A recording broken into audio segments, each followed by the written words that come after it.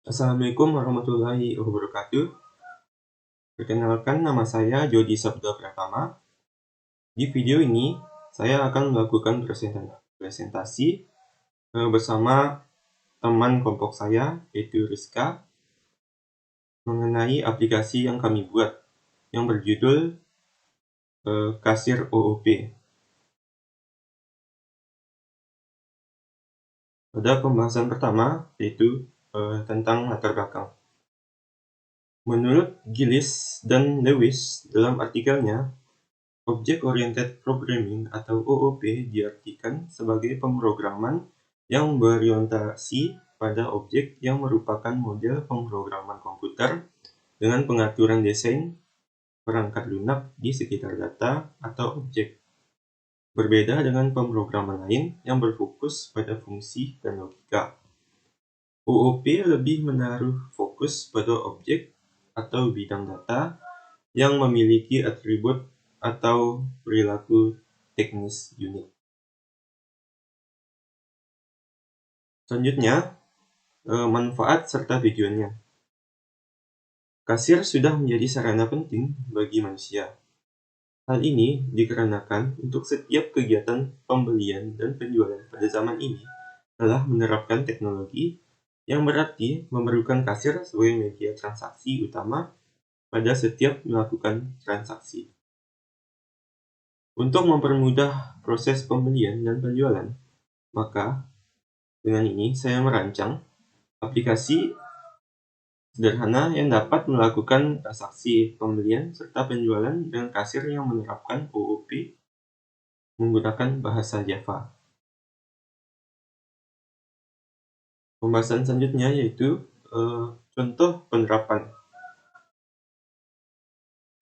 Yang pertama itu page. Sarana atau cara pengelompokan dan pengorganisasian kelas-kelas dan interface yang sekelompok menjadi suatu unit tunggal dalam library. Selanjutnya, import Java Util Array List merupakan suatu perintah agar dapat menggunakan fungsi-fungsi untuk melakukan manipulasi data dalam bentuk array dinamis.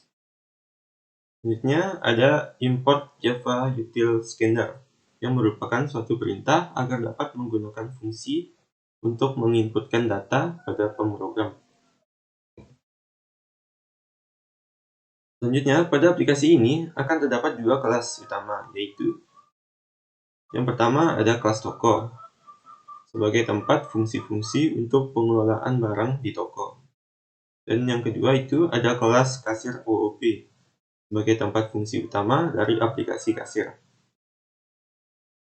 Selanjutnya, pada kelas toko terdapat dua variabel yang digunakan, yaitu variabel uang kas sebagai tempat penyimpanan data untuk total uang kasir.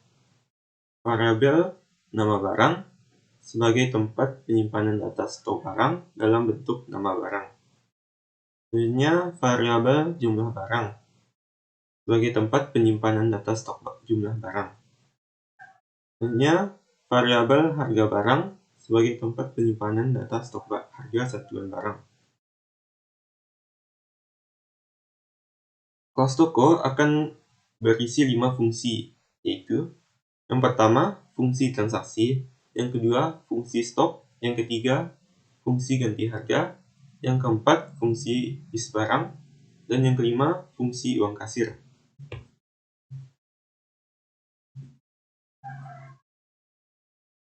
Fungsi transaksi digunakan untuk mendata proses jual beli di toko.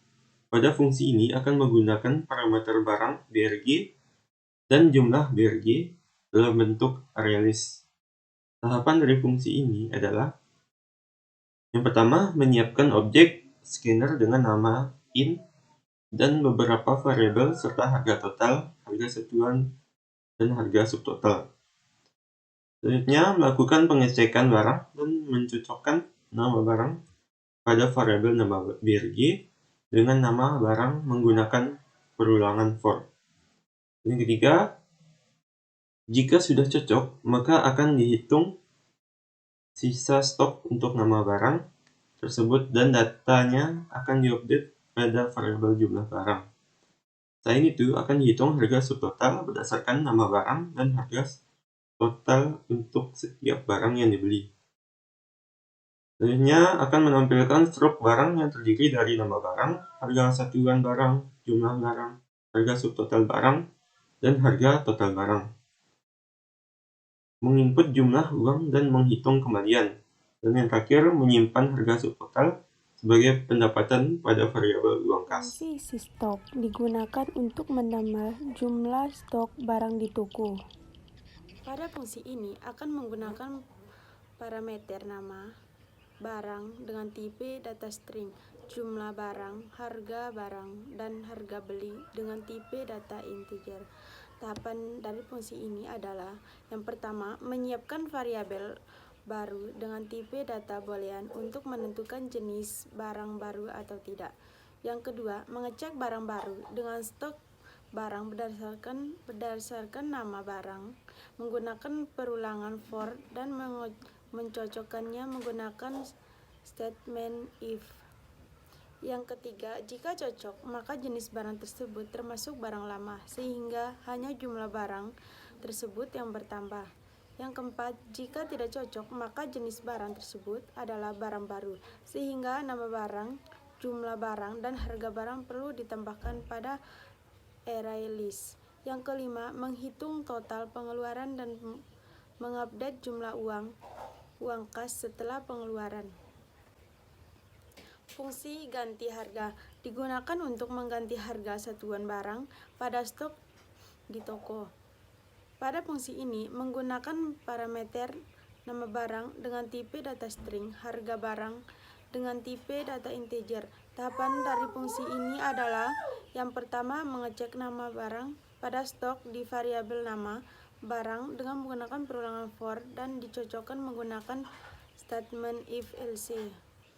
Yang kedua, jika cocok, maka harga satuan dari barang tersebut akan berubah berdasarkan dengan variabel harga barang dan muncul pesan harga barang berhasil diupdate. Yang ketiga, jika tidak cocok, maka harga satuan barang tidak akan berubah dan muncul pesan barang tidak ada di gudang. Fungsi list barang digunakan untuk menampilkan isi stok barang di toko. Fungsi ini akan menampilkan seluruh isi variabel nama barang, jumlah barang, dan harga barang menggunakan perulangan for. Fungsi uang kasir berfungsi untuk menampilkan total uang yang ada di kasir. Fungsi ini akan mengirimkan nilai balik berupa isi variabel uang kas. Selanjutnya, fungsi main merupakan fungsi utama yang akan dijalankan oleh Java. Fungsi ini akan digunakan sebagai menu utama untuk aplikasi kasir, di mana semua fungsi mengoperasikan kasir yang diakses melalui fungsi ini. Terdapat dua objek yang digunakan pada fungsi, yaitu yang pertama, input dari library scanner yang digunakan untuk mengakses fungsi-fungsi inputan. Yang kedua, kasir dari kelas toko digunakan untuk mengakses fungsi-fungsi dari kelas toko. Tahapan dari fungsi ini adalah yang pertama, digunakan perulangan while dengan parameter stop bernilai false untuk terus menampilkan menu-menu pada aplikasi kasir. Setiap pilihan menu akan disimpan di variabel pilihan dalam bentuk integer. Yang kedua, untuk menjalankan fungsi dari menu yang dipilih akan digunakan statement switch case dengan variabel pilihan sebagai parameternya. Ketiga, jika pilihan bernilai 1, maka akan ditampilkan daftar stok barang dengan menjalankan fungsi list barang dari objek kasir. Yang keempat, jika pilihan bernilai 2, maka akan dilakukan kegiatan transaksi jual beli, di mana akan didata nama dan jumlah barang yang dibeli oleh customer menggunakan objek input, disimpan ke array list nama dan jumlah dan akan diulang untuk semua barang menggunakan perulangan while dengan parameter masih ada bernilai true. Yang kelima, ketika semua barang telah didata, maka akan dijalankan fungsi transaksi pada objek kasir dengan parameter objek nama dan jumlah. Yang keenam, menghapus isi array list nama dan jumlah.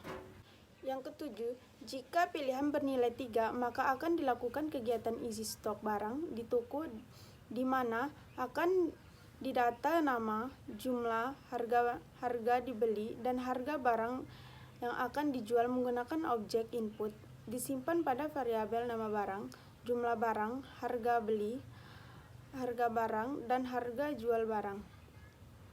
Yang ke-8, ketika semua barang telah didata, maka akan dijalankan fungsi isi stok pada objek kasir dengan parameter nama barang bertipe string, jumlah barang, harga beli barang, dan harga jual barang yang bertipe integer. Yang ke-9, akan muncul pesan barang berhasil ditambahkan. Yang ke-10, jika pilihan bernilai 4, maka akan dilakukan update harga satuan barang di toko, di mana akan didata nama. Harga satuan baru menggunakan objek input disimpan pada variabel nama barang dan harga jual barang. Yang ke-11, jika ketika semua barang telah didata, maka akan dijalankan fungsi ganti harga pada objek kasir dengan parameter nama barang bertipe string dan harga jual barang yang bertipe integer. Yang ke-12, jika pilihan bernilai 5, maka akan ditampilkan total uang pada kasir dengan menjalankan fungsi uang kasir pada objek kasir. Yang ke-13, jika pilihan bernilai 6, maka aplikasi akan berhenti dengan membuat variabel stop bernilai true sehingga perulangan while akan berhenti. Yang ke-14, jika pilihan bernilai selama 1-6, maka akan muncul pesan tidak ada dalam pilihan dan proses akan diulang kembali. Mungkin sekian dari presentasi kami pada kali ini. Wassalamualaikum warahmatullahi wabarakatuh.